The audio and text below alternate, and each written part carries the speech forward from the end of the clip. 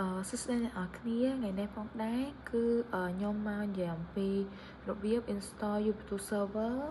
ទៅលើម៉ាស៊ីន VMware server របស់យើងផងដែរចំណុចដំបូងយើងចូលទៅ create new virtual machine ហើយយើងយកពាក្យថា next បន្ទាប់មកចំណុចនេះគឺយើងយក next ដែរមកហើយចូលដល់ចំណុចនេះគឺយើងយកចំណុចទី3ដែលគេដាក់ឲ្យវា install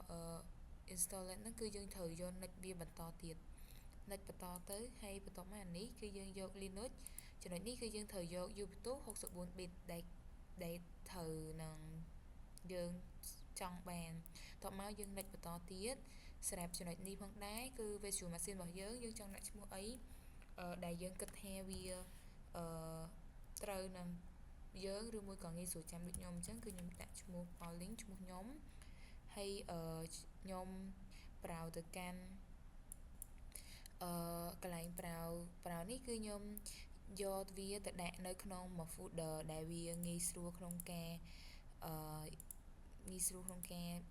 បស់យើងចំណាំដូចខ្ញុំដាក់នៅក្នុង folder drive D ហើយខ្ញុំដាក់ចូល Linux តបមកខ្ញុំ next បន្តទៀតដល់ចំណុចនេះគឺយើងមិនបាច់ចាំកែប្រែវាអីទេយើង next បន្តទៀតទៅចំណុចនេះគឺវាថាយើង memory យើងមិនហើយយើងត្រូវប៉ុណ្្នឹងទៅក៏យើង next បន្តទៀតមកវា 4G ហើយសម្រាប់ចំណុចនេះគឺយើងយកចំណុចដែលគេដាក់មកអូតូមកហើយយើង next បន្តទៀតចុចដល់ចំណុចនេះគឺគេ recommend ឲ្យយើងប្រើ LCI ដែល logic របស់វាអញ្ចឹងគឺយើងប្រើគេ recommend ហ្នឹងទៅហើយយើងចុច next បន្តអានេះយើង next បន្តទៅមិនបាច់កែប្រែវាទៀតទេចូលចំណុចនេះគឺយើង next វាបន្តទៀតមិនបាច់ចាំកែប្រែតែចូលដល់ចំណុចនេះគឺយើងត្រូវជ្រើសយកចំណុចលេខ1វិញដើម្បីឲ្យវាបង្កើតតែមួយ folder ក្នុងតែមួយ folder របស់យើងទេតោះមកយើង next បន្តទៀតចំណុចនេះយើង next បន្តទៀតមកហើយ finish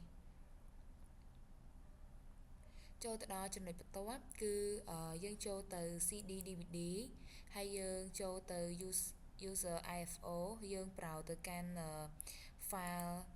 Ubuntu របស់យើងដូចខ្ញុំអញ្ចឹងនេះគឺជា file Ubuntu របស់យើងហើយយើងអូខេ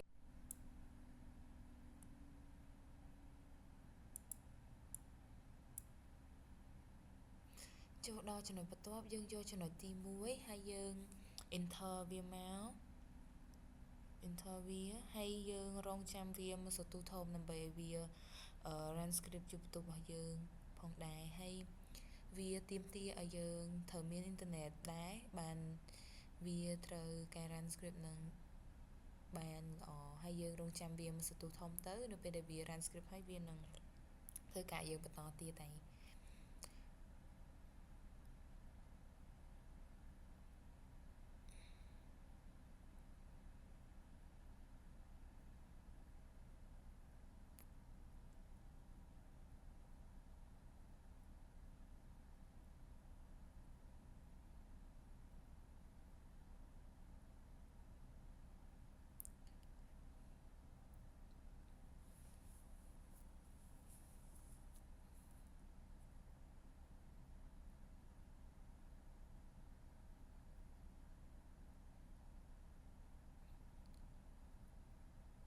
ឥឡូវវាជាដំណើរការពេញហើយយើងរងចាំវាបន្តិចទៀតទៅមកសតុធំដែរ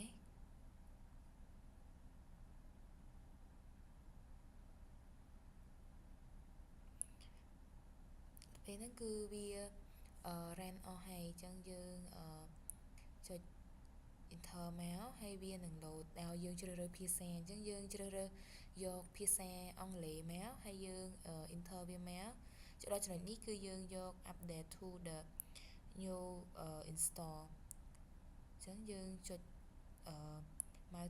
tab វាទៅលើហើយយើង enter វាមកហើយយើងរងចាំវា install file នឹងពេញផងដែរអញ្ចឹងយើងរងចាំវាមកស្ទុះធំទៀតទៅហើយវានឹងinstall file download ឲ្យយើងហើយវាទាមទារឲ្យយើងត្រូវការអ៊ីនធឺណិតដែរអាហ្នឹងបានវាដំណើរការយើង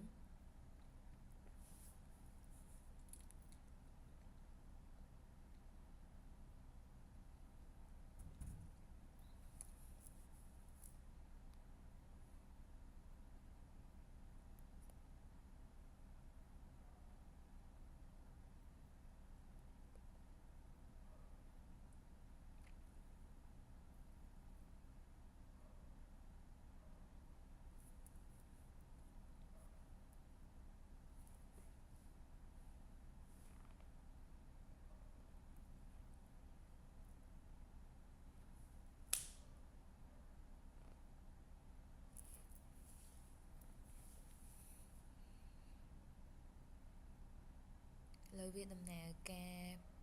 បានពេញហើយអញ្ចឹងវាកំពុងតែដំណើរការយើង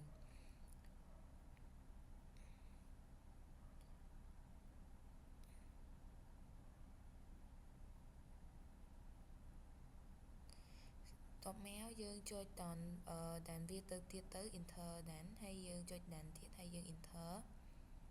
យើងចុចដានហើយយើង enter បន្តទៅមុខទៀតទៅហើយចូលដល់ចំណុចនេះគឺយើងដានវាមក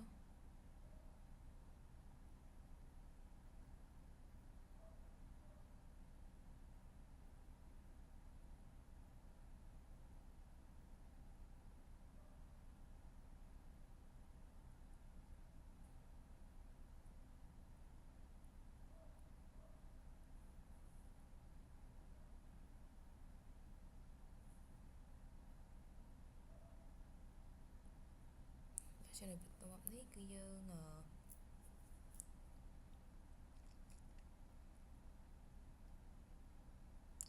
ចុចដានហើយយើង enter វាទៅមុខទៀតទៅហើយអានេះគឺយើងដានវាទៀតមកហើយយើង enter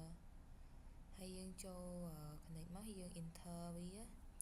ហើយយើងវាយឈ្មោះមកពេលដែលអ្នកគ្នាវាយឈ្មោះវាយអីហើយអ្នកគ្នា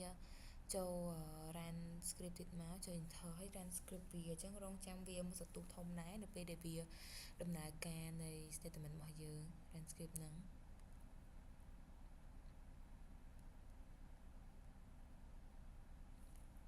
យើងរងចាំវាមកសន្ទុះធំ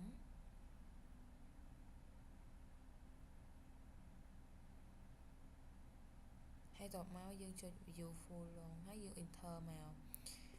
ហើយយើងរងចាំវាមកសន្ទុះធំដែរវានឹងដំណើរការ script របស់យើងផងដែរ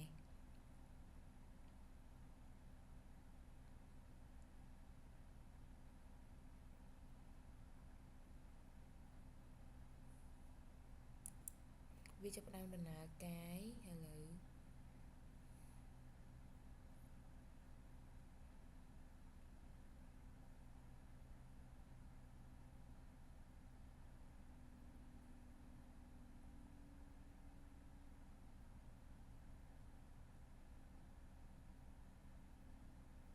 យើងរងចាំវាមកសន្ទុះធំសិនទៅហើយវាចាប់ផ្ដើមដំណើរការ script ហ្នឹងហើយ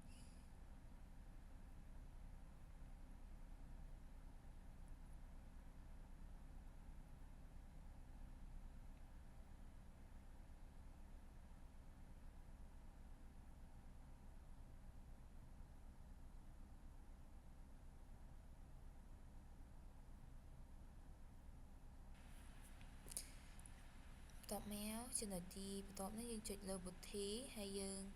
ចូលទៅកាន់ឈ្មោះ Pauline ហើយយើងទៅមកហើយយើង save វាតបមកវាបង្ហាញ IP address របស់យើងហើយយើង save ហើយយើង apply វាមកហើយបន្ទាប់មកខ្ញុំបានping ទៅលើនេះខ្ញុំត្រូវវាយឈ្មោះខ្ញុំវាយ Pauline មក enter មកហើយខ្ញុំត្រូវវាយ password ដែលខ្ញុំបានដាក់145ហើយខ្ញុំ enter មកតមករងចាំវាមកសន្ទុះធំដែរដើម្បីវា ran ទៅកាន់ចូលទៅ Booty របស់យើងឥឡូវវាបានចូលទៅកាន់ Booty របស់យើងហើយវា run script របស់យើងហើយវាបានចូលទៅកាន់ Booty របស់យើងហើយអញ្ចឹងការ install